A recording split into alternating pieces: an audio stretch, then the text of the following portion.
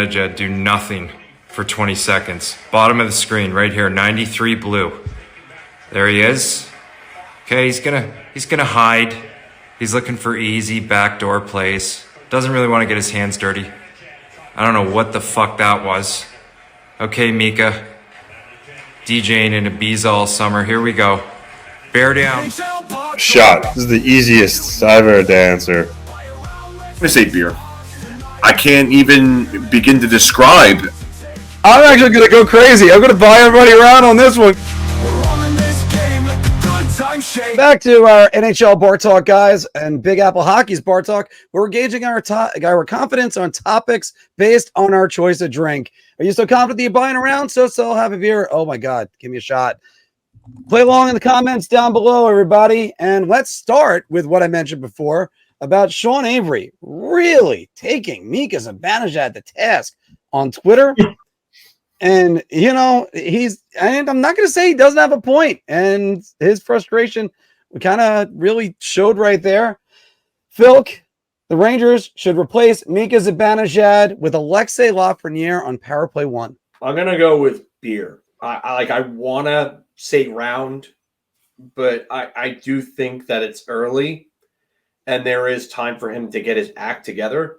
But I'm going to go back to your lead-in and just say that Sean Avery was not wrong about this at all. And yeah, I get where everybody's going to come in and say, lay up and get the hoop. I think there's a case for it. I really do think there is. I think the Rangers power play needs a new look. I think they need to change around their tendencies. I think Artemi Panarin is actually better in that position than Mika Zibanejad is, because Artemi Panarin is almost as good of a shooter, and he's a far better passer than Mika Zibanejad.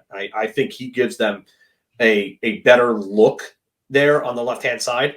I think Alexei Lafreniere coming off the right-hand side with that lefty shot and his passing ability, I mean, you could still get Vinny Trocheck that bumper shot with Alexei Lafreniere passing in the puck as a left-handed shot there. So I really do think that Zibanejad needs to show more of a compete level. I think he needs to not be as stationary. I think that he thinks he's Alexander Ovechkin at this point, and that needs to change, because he's not that level of shooter. I mean, he's got a good shot, but it's nowhere near the shot that Alexander Ovechkin has. That's potted how many of those goals from that spot over the years. Mm-hmm. But yeah, Sean Avery isn't wrong.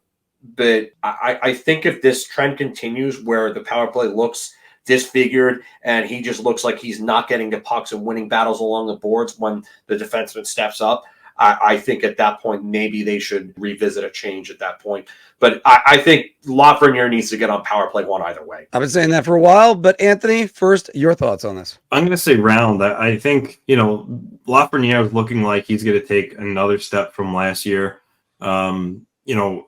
And sometimes I think you need to make a switch to make things more balanced and, make another unit stronger. Like the Islanders, Brock Nelson has forever been on PP1.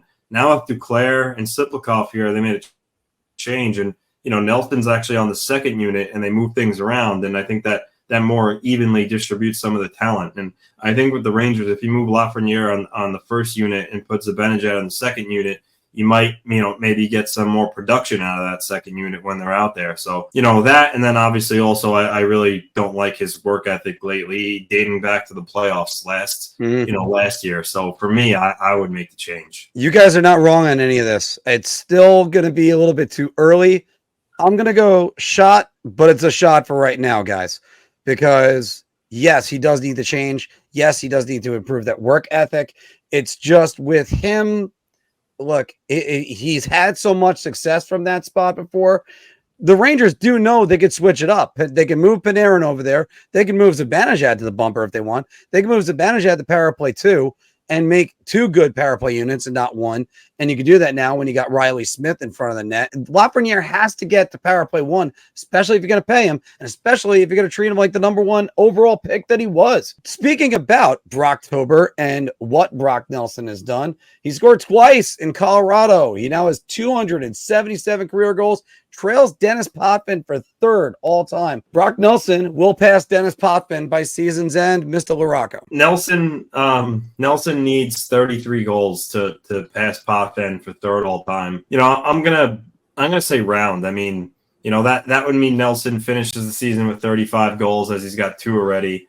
And that's where he's been for the last, couple of years, 35, 37, 36. So yeah, I'm going to say round for sure. I think he scores 33 goals the rest of the way, and he does overtake the great Denis Potvin for third all time. I'm just going to say screw it and go round. I don't know. I'm just feeling bold for some reason. He might want to get in like a career year before that contract ends. So this way he could maybe get himself extended on the island. So I could see this year being that year. I said it in our group chat, and I'm going to go with it again, guys. I'm going round as well, I think. And that's also a hat trick, by the way. But he scores the last 3 years, 34, 36, 37. He's already got 2. He needs, it was 33, so he'll have to split that and get 35. I think they're going to be motivated to get him to third place. That's no small feat, especially in that franchise. Although, let me throw a bonus one out here. Phil, we're going to start with you, because again, we talked about this before. He gets the third all time. Do the New York Islanders retire his number? They seem to value winning over individual numbers. And I don't think Nelson gets his number retired unless he wins a cup. I do think the Islanders need to loosen up their restrictions a little bit and start honoring some of the guys in the past. Get Pat LaFontaine honored. Get Pierre Turgeon honored. And Brock Nelson, I think he deserves to have his number up in the rafters. I see to you, Mr. LaRocco. Yeah, it's tough because, if he – let's face it. If he stays with the Islanders, he's definitely passing Potvin for third all time in goals, and might even, like we said, might even do it this year. He'll probably move up all the way to fifth in points all time if he stays for the next 4 or 5 years. So it depends what they want to do. Is his third all time in goals and fifth all time in points good enough to get his number raised without a cup?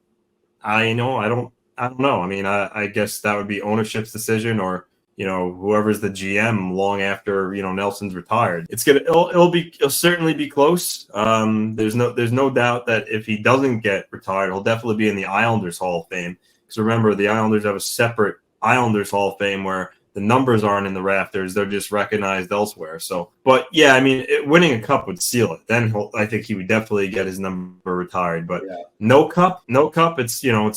It's borderline. It's really up to the organization, but I certainly think there's a case for it either way. We're going to move on to the next segment in a second, but guys, I made this point before that too many franchises, they just, like the New York Mets, they wouldn't put somebody's number up in or retire it unless they were in the Hall of Fame, and Seaver and Piazza. In the meantime, you have great players that went through there. Keith Hernandez, Gary Carter, Jay Kuzman. Hell, Willie Mays played for them. He had an agreement that they should have retired his number. They didn't do it. Sometimes you just retire the guy whose number means something to the franchise, because then you see somebody else wearing it. Like if another New York Yankee wore 21, you kind of looked at it like, a what? That's Paul O'Neill's number. Or, obviously in Bernie Williams, obviously that's another one, but it's just retired numbers whatever they mean to your franchise. All right. Speaking about guys whose numbers are going to be in the rafters, and an easy one, number 71 is going to be going up the rafters soon enough. If you got any more. Your ideas are intriguing to me, and I wish to subscribe to your newsletter.